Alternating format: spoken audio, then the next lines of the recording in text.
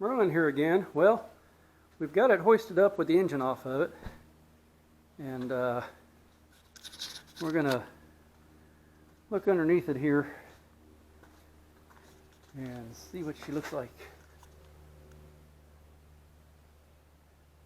Well, the hull looks pretty good to me. I don't see any damage anywhere.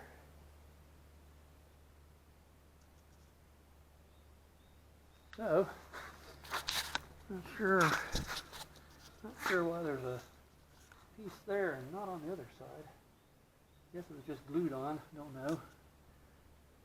But yeah, that don't look bad. Very happy with that. Yeah. Okay.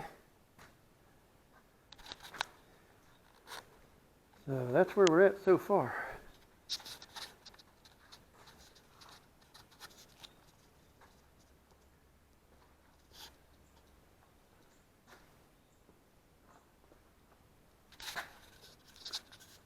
So that's what she's looking like.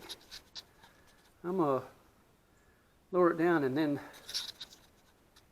put my scale on it and weigh it. See what the hull weighs out without the engine on it.